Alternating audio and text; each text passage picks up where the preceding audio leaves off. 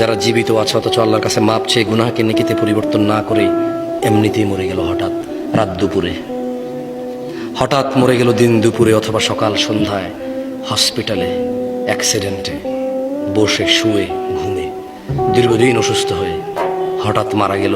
তার গুনাহগুলো গুনাহ রয়ে গেল, এগুলো তার জাহান্নামে যাওয়ার কারণ হয়ে বসবে। অথচ গুনাহগুলোই নেকিতে পরিবর্তন করতে পারতো সে বেঁচে থাকা অবস্থায়। এই যে নিঃশ্বাস চলা অবস্থা যদি বলতো যে ইয়া আল্লাহ আর করবো না, তুমি সাক্ষী, আমি করলে তো তুমি দেখবাই, কোথায় করবো তোমার থেকে লুকিয়ে।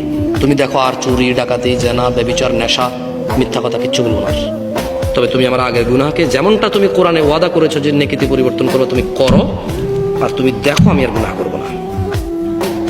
আকুলু কওলি হাযা ওয়াস্তাগফিরুল্লাহ লি ওয়া লিসাইরিল মুমিনিন ফাস্তাগফিরুহু ইন্নাহু আল গফুরুর রহিম। আমি আল্লাহর কাছে আমার জন্য এবং আপনাদের সবার জন্য ক্ষমা চাই।